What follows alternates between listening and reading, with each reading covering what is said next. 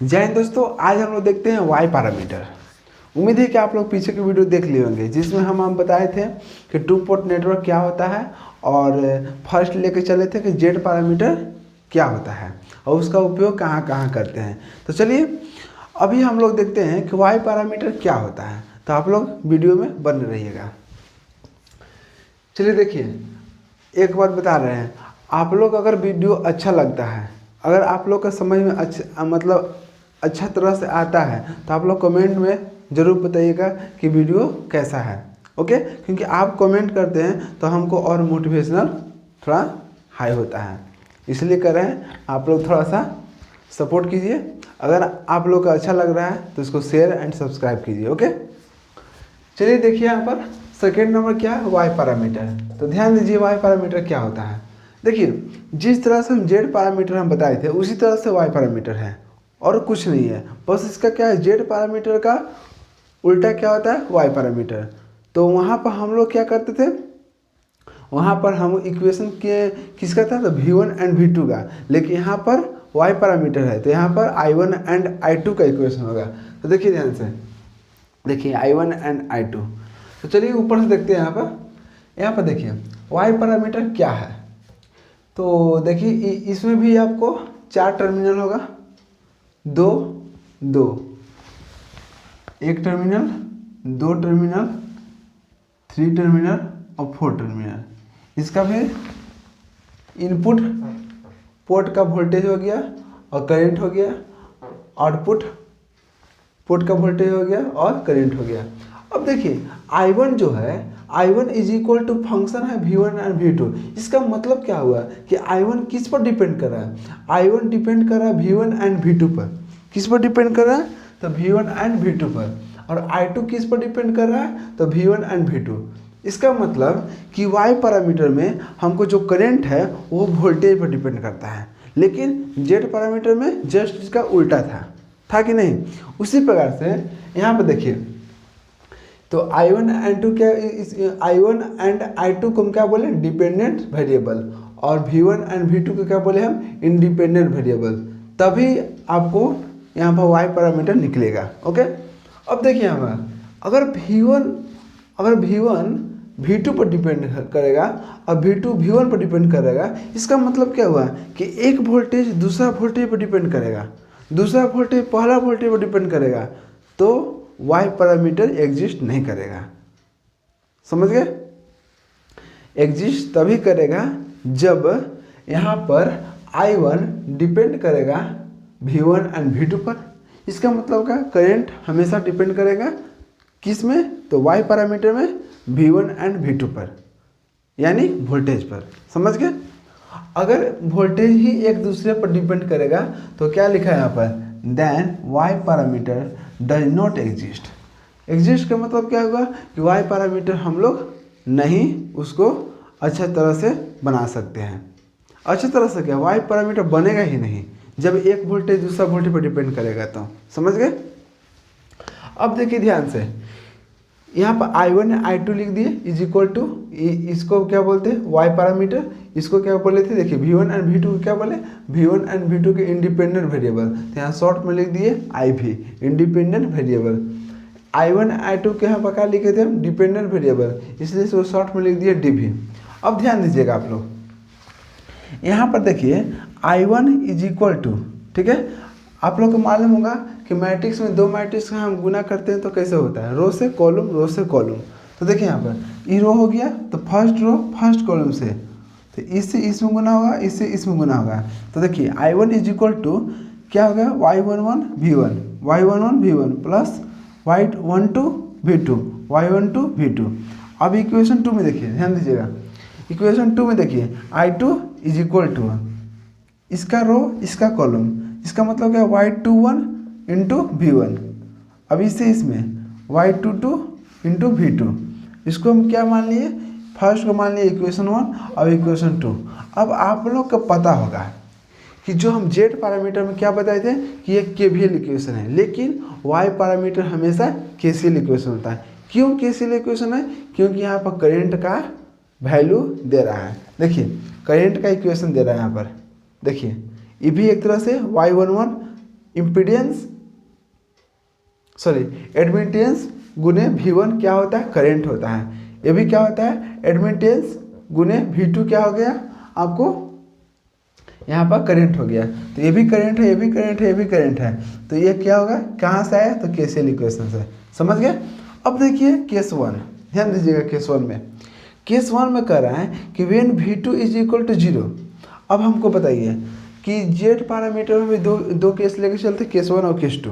वहाँ पर क्या किए थे, करंट को पहला में क्या किए, I2 0 किए थे, और केस 2 में क्या किए थे, I1 0 किए थे। उसी प्रकार से यहाँ पर केस 1 में हम V2 को 0 करेंगे और केस 2 में हम V1 को 0 करेंगे, जिससे हमको क्या करेगा, Y पैरामीटर का वैल्यू हमको निकल जाएगा। अब ध्यान दीजिएगा यहाँ पर केस 1 में क्या किए, when V2 is equal 0।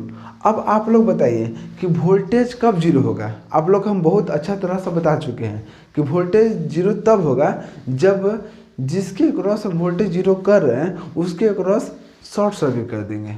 Voltage को 0 करना होगा तो शॉर्ट सर्किट, और करंट को 0 करना होगा तो ओपन सर्किट। समझ गए। अब देखिए यहाँ पर when V2 is equal to 0, V2 is equal to 0 क्यों किए, इसलिए किए कि अगर V2 हम 0 नहीं करेंगे तो हमको Y11, Y21 का वैल्यू नहीं निकलेगा। तो ध्यान से देखिए यहाँ पर हम बता रहे हैं कि V2 0 किए। V2 0 का मतलब क्या होगा, 2 का मतलब क्या होगा, आउटपुट पोर्ट। तो आउटपुट पोर्ट के क्या किए, शॉर्ट कर देंगे। तो देखिए V2 इज इक्वल टू 0, इसका मतलब क्या होगा, पोर्ट 2 शॉर्ट सर्किट। तो देखिए पोर्ट 2 क्या होगा, पोर्ट 1 पोर्ट 2। समझ गए। तो क्या हुआ यहाँ पर, यह आपको शॉर्ट कर दिए। समझ गए। अब देखिए ध्यान से, और जब हम शॉर्ट किए इसका मतलब कि 0 हो गया वोल्टेज। अब देखिए फ्रॉम इक्वेशन 1 इक्वेशन इसमें V2 0 कीजिए, V2 0 हो गया तो Y12 गुने 0 तो कितना हो गया, 0। तो क्या बच गया आपको, तो I1 is equal to Y11 V1 plus गुना किए तो 0 हो गया। अब देखिए Y11 इज इक्वल टू क्या हो गया, I1 बटा V1। समझ गए, I1 बटा V1 कब, जब V2 बराबर 0 किए तब। तो इसका नाम क्या पड़ा, इनपुट ड्राइविंग एडमिटेंस। ड्राइविंग क्यों नाम पड़ा, आप लोग का पीछे के वीडियो में बता चुके हैं, अभी भी बता देते हैं। ड्राइविंग इसलिए बोलते हैं क्योंकि ये मतलब दूसरा पोर्ट को क्या किए, 0 कर देता है और अपना पोर्ट में क्या ड्राइव करने लगता है, अपना सर्किट में क्या करेगा, ड्राइव करेगा। इसलिए इसको क्या बोलते हैं, ड्राइविंग बोलते हैं। अब इनपुट क्यों बोलते हैं, क्योंकि ऊपर क्या, ऊपर देखिए, ऊपर हमेशा देखिए ऊपर 1 है, तो ये 1 किस में, I1 कौन सा हो गया, तो इनपुट में का आउटपुट में, तो ये इनपुट पे है, इनपुट में है, तो इसलिए इसको हम लेते हैं इनपुट। तो इनपुट ड्राइविंग एडमिटेंस, तो इसका वैल्यू क्या होगा, Y11 is equal to I1 बटा V1 कब होगा, जब V2 बराबर 0। अब देखिए ध्यान से, फ्रॉम इक्वेशन 2 से चलिए। तो इक्वेशन 2 में देखिए क्या है, यहाँ पर V2 0 कीजिए तो क्या बच जाएगा, I2 is equal to Y21 into V1। अब हमको निकालना है Y21। जब Y21 निकालना है तो क्या हो जाएगा, I2 यहाँ पर गुना में है तो ये आपको चल जाएगा भाग में। तो देखिए I2 बटा भाग में आ गया, कितना हो गया, तो V1।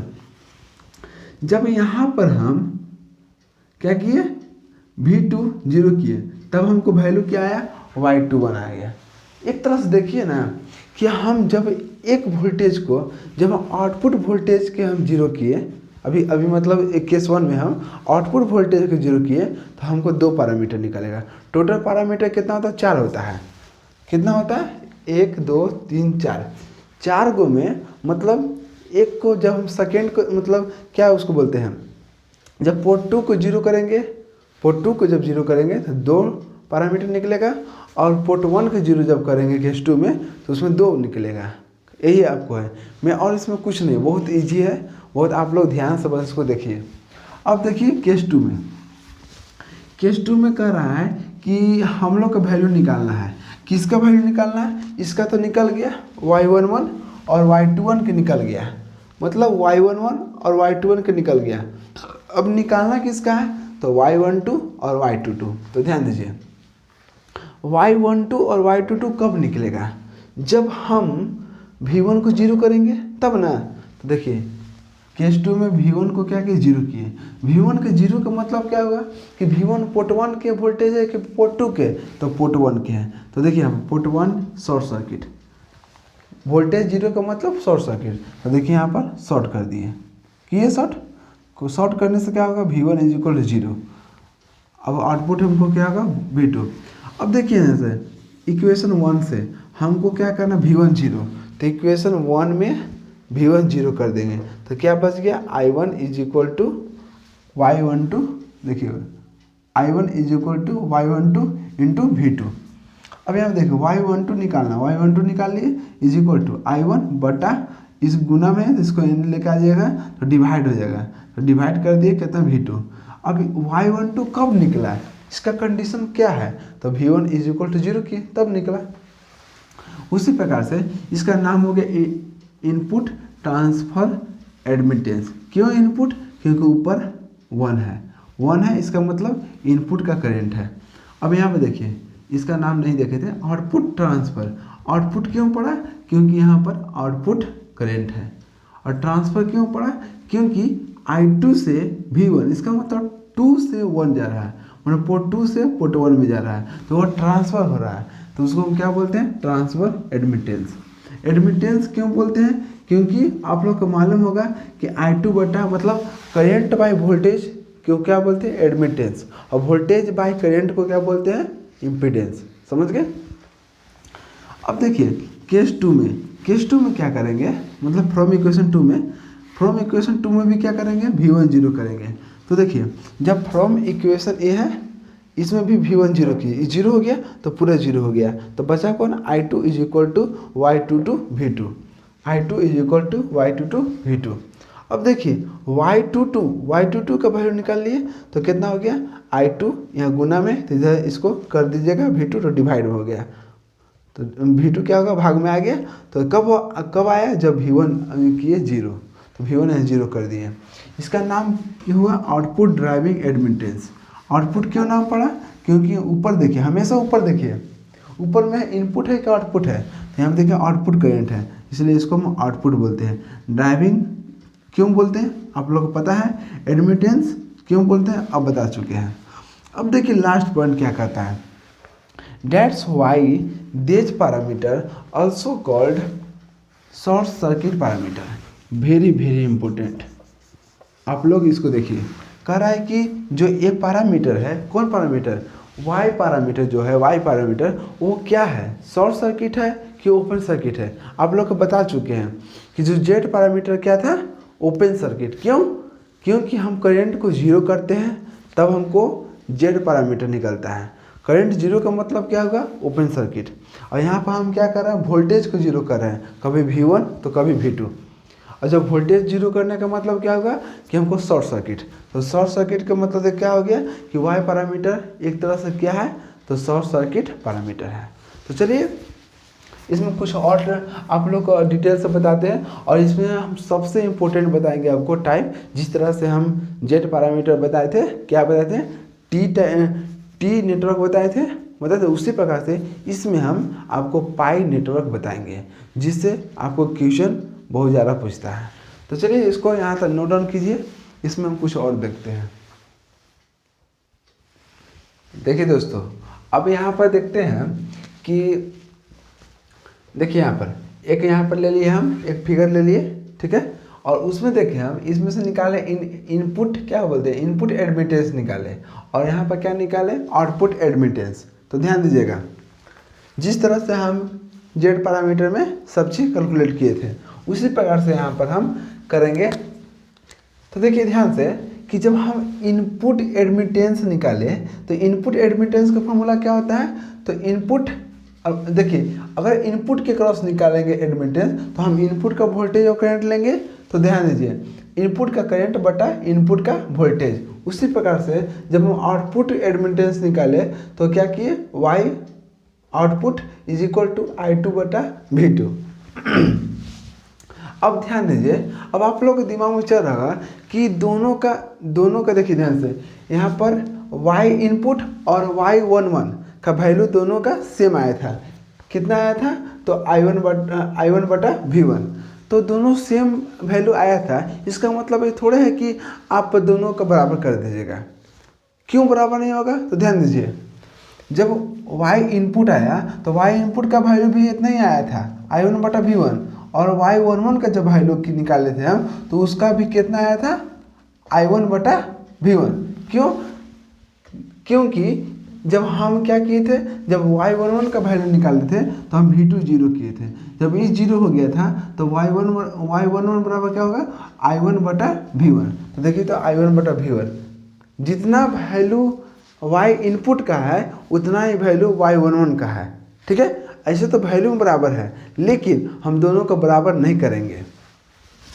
देखिए, y input not equal to y11, क्यों नहीं बराबर करेंगे, इसलिए नहीं करेंगे क्योंकि y इनपुट जब निकाले हम, इसमें कोई कंडीशन नहीं था, हमको कोई कंडीशन फॉलो नहीं करना था।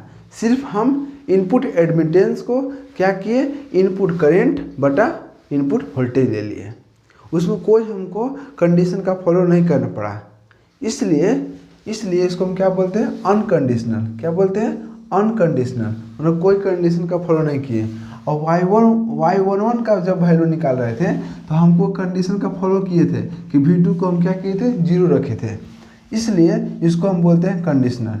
जब दोनों कंडीशन सेम नहीं मिल रहा है तो हम दोनों को बराबर कैसे कर देंगे, बराबर नहीं होगा। तो हमेशा पूछेगा कि input admittance is equal to होगा y11 के, तो नहीं, क्यों नहीं होगा, तो आप लोग बता दीजिएगा। अब ध्यान दीजिए, एक पॉइंट है कि we can find y parameter from z parameter. कह रहा है कि z पैरामीटर से हम y पैरामीटर को फाइंड कर सकते हैं, वाइस वर्सा, या इसका उल्टा, y पैरामीटर से z पैरामीटर को हम कैलकुलेट कर सकते हैं। कहने का मतलब है कि जब हमको z पैरामीटर दिया हुआ रहेगा, ठीक है, तो उसको y पैरामीटर में हम चेंज कर सकते हैं। जब y पैरामीटर दिया होगा तो हमको z पैरामीटर में चेंज कर सकते हैं। कैसे चेंज करेंगे, तो वो समझिए।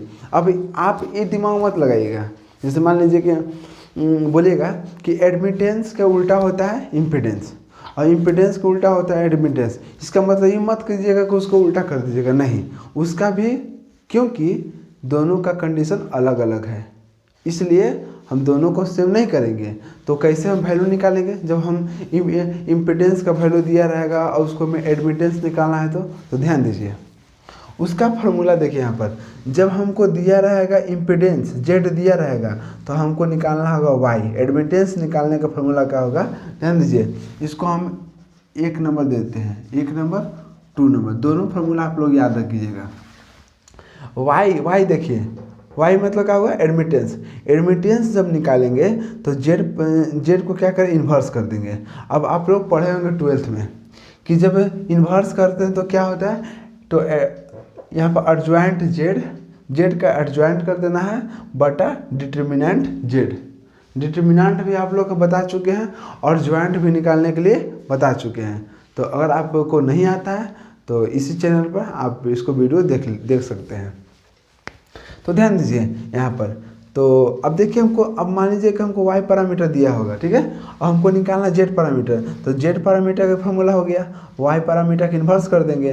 तो y पैरामीटर का इन्वर्स निकालें कैसे, तो एडजॉइंट y बटा determinant y।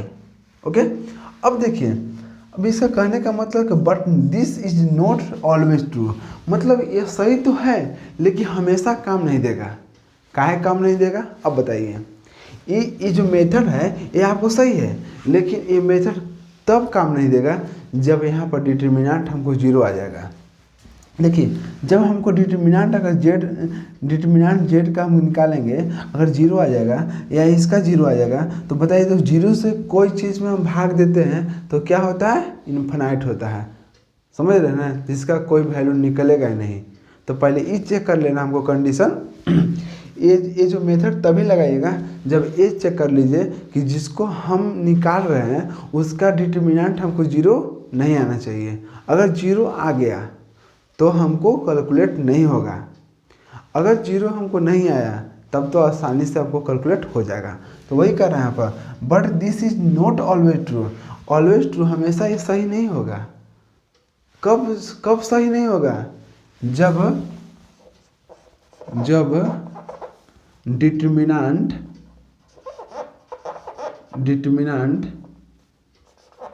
Z not equal to zero, या डिटरमिनेंट किसका? वाई का अगर जीरो आ गया, डिटरमिनेंट जेड का अगर जीरो आ गया या डिटरमिनेंट वाई का जीरो आ जाएगा तो ये आपको सही नहीं होगा। समझ गए? तो चलिए ये आप लोग फॉर्मूला याद रखिएगा। ऐसे ज़्यादातर आप लोग को डिटरमिनेंट जीरो नहीं देगा, लेकिन एक बात बता रहे हैं, अगर आपको वैसा कंडीशन बता देगा, बोलेगा कि देखिए तो इसको इम्पीडेंस दिया हुआ है, एडमिटेंस आप निकाल सकते हैं इस फॉर्मूला से, तो आप चेक कर लीजिएगा। डिटरमिनेंट अगर जीरो नहीं है हुआ तो बोलिएगा कि हाँ इसको निकाल सकते हैं। अगर डिटरमिनेंट हमको जीरो आ जाएगा तो बोलिएगा कि इस मेथड से नहीं निकलेगा। ओके, अब ध्यान दीजिए, वाई पैरामीटर या इसी को बोलते हैं इक्विवेलेंट क्या इक्वेशन। ओके, अब देखिए यहाँ पर I1 इज इक्वल टू इतना आया था और I2 इज इक्वल टू इतना आया था। अब हम इक्विवेलेंट हमको क्या करना है? इक्वेशन निकालना है। ओके, अब ध्यान दीजिए, इसको कैसे हम एक फिगर के इक्विवेलेंट हम इक्वेशन बैठाएंगे। तो ध्यान दीजिए, यहाँ पर आपको हम बताए थे कि अगर करंट के साथ अगर इम्पीडेंस था जेड पैरामीटर में, ठीक है, तो वहाँ पर क्या किए थे? हम सीरीज में लिए थे। लेकिन यहाँ पर देखिए एडमिटेंस हमेशा वोल्टेज के साथ है, तो वोल्टेज के साथ एडमिटेंस होगा तो आपको मालूम है कि वोल्टेज हमेशा पैरेलल में क्या होता है? सेम होता है। इसलिए हम सब देखिए पैरेलल में लिए हैं। तो पहले ये देखिए ध्यान से, I1 है तो I1 करंट है, तो I1 करंट है। अब देखिए I1 के मतलब क्या हुआ कि ये I1 का मतलब क्या हुआ, अब बताइए आप लोग। तो इनपुट क्या? इनपुट पोर्ट, ठीक है, और यहाँ पर I2 का मतलब क्या हुआ? Output port. तो ध्यान दीजिए, इनपुट जो पोर्ट है, इनपुट जो करंट है वो इनपुट पर ही, इनपुट वोल्टेज पर डिपेंड करेगा। लेकिन यहाँ पर V2 भी है। इसका मतलब क्या हुआ? इसका मतलब क्या हुआ कि आपको ये क्या हो गया? आपको डिपेंडेंट सोर्स हो गया। तो देखिए I1 ले लिए, अब इसके साथ क्या होगा? V1 का मतलब क्या होगा कि इनपुट वोल्टेज है, तो इनपुट वोल्टेज कहाँ होगा? जब इनपुट करंट होगा तभी होगा। तो वहाँ पर देखिए, तो इसके साथ क्या होगा? पैरेलल में। तो ध्यान दीजिए यहाँ पर Y11, देखिए Y11। अब V1 क्यों लिखे? तो V1, तो देखिए इसके क्रॉस क्या होगा? वोल्टेज V1 है, तो वोल्टेज V1 है, तो दोनों का करेंगे तो क्या होगा? Y11 V1 plus Y12 V2। तो देखिए Y12 V2, इसको हम करंट सोर्स बना दिए। क्यों करंट बनाए? उसमें जेड पैरामीटर वोल्टेज किए थे, लेकिन यहाँ करंट किए हैं। क्यों करंट किए हैं? इसलिए करंट किए हैं क्योंकि ये KCL इक्वेशन देता है। समझ गए? और KCL इक्वेशन हमेशा करंट होता है। तो अब देखिए ऊपर से नीचे ही क्यों आया? क्योंकि यहाँ से करंट चला, कुछ इसमें गया और कुछ इसमें गया, तो हमेशा करंट का डायरेक्शन ऊपर से नीचे होगा। उसी प्रकार से अब इसमें देखिए, एक तरह से देखिए, जब हम I1 के निकाल रहे हैं तो देखिए कि इसमें 1 को छोड़ा दीजिए, जिसमें 1 है, 1 यहाँ पर इनपुट लिए हम, तो इनपुट को छोड़कर आउटपुट कौन है? तो आउटपुट A हो गया। तो आउटपुट को आप यहाँ पर क्या किए? डिपेंडेंट सोर्स रख लिए। अब उसी प्रकार से यहाँ I2 देखिए, I2 में क्या होगा? आउटपुट पोर्ट के क्या हुआ? करंट। तो यहाँ पर 2 को छोड़ दीजिए, बचा कौन? A बचा। तो A बचा आपको Y21 इंटू V1, तो इसको क्या कर दिए? आप डिपेंड कर दिए। और Y22 देखिए, Y22 के साथ हम V2 के साथ क्या किए? पैरेलल में कर दिए। तो चलिए आप लोग, उम्मीद है कि यहाँ तक आपको अच्छा समझ में आ गया होगा।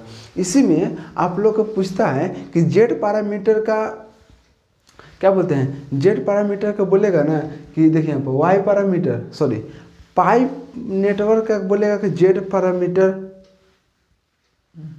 देखिए ध्यान दीजिएगा, Y parameter of pi network, मतलब पाई नेटवर्क का हमको क्या करना है? वाई पैरामीटर निकालना है। तो उसका फार्मूला देखिए, अब कैसे पहचानिएगा कि ये पाई नेटवर्क है? जिस तरह से हम जेड पैरामीटर बताए थे हम कि टी पैरामीटर होता है। उसी प्रकार से यहाँ पर हम पाई नेटवर्क है, ठीक है। तो पाई नेटवर्क हमको पहचानने आना चाहिए। तो देखिए यहाँ से, देखिए तो पाई के जैसा है ऊपर, देखिए पाई है ना, इसको हम पाई क्या बोलते हैं, पाई नेटवर्क बोलते हैं। क्या बोलते हैं, पाई नेटवर्क, ठीक है। तो देखिए पाई के जैसा है, एक यहाँ इम्पीडेंस हो गया, एक यहाँ पे इम्पीडेंस हो गया, यहाँ पे इम्पीडेंस हो गया। इसका इनपुट I1 हो गया, V1 हो गया, V2 हो गया, I2 हो गया। अब एक तरह से पाई, अगर इस तरह से आपको कोई सर्किट दिया रहेगा तो उसका फॉर्मूला आप डायरेक्ट बैठा सकते हैं फॉर्मूला पर। तो इसका फॉर्मूला क्या होता है, तो ध्यान दीजिए, इसका फॉर्मूला होगा इम्पीडेंस पाई, पाई है पाई का, तो YA प्लस YB, अब इसका माइनस वाई है, यहाँ भी माइनस वाई है, यहाँ भी YA प्लस YC। इसका डायगोनल दोनों का क्या होगा, सेम होगा। बस यहाँ पर जिस तरह से हम बताए थे टी नेटवर्क में, उसी प्रकार से यहाँ भी देखिए YA प्लस YB, और यहाँ पर क्या है YA प्लस YC, सिर्फ यहाँ पर ई चेंज हो गया है। उसी प्रकार से टी नेटवर्क में था, यहाँ पर क्या है ZA प्लस ZB, और यहाँ पर क्या था ZA प्लस ZC। आप लोग रिवीजन हमेशा करते रहिएगा, ठीक है। तो आप लोग इस फार्मूला को अच्छा से नोट डाउन कीजिएगा, क्योंकि बहुत इससे आपको मतलब क्या बोलते हैं, न्यूमेरिकल इस क्वेश्चन पर, इस फार्मूला पर आपको बनेगा।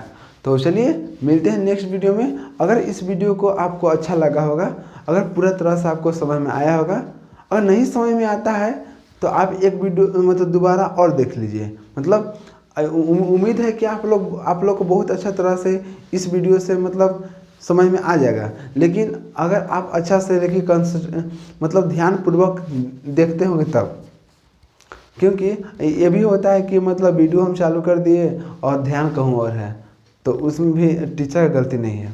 अगर अच्छा सब देख रहे हैं, अगर नहीं समझ में आ रहा है, तब टीचर की गलती है, ठीक है। तो आप लोग कमेंट बॉक्स में बताइएगा कि वीडियो आपको अच्छे तरह से समझ में आया है कि नहीं, ओके। तो उम्मीद है कि बहुत अच्छा तरह से आपको समझ में आ गया होगा। तो मिलते हैं नेक्स्ट वीडियो में। जय हिंद।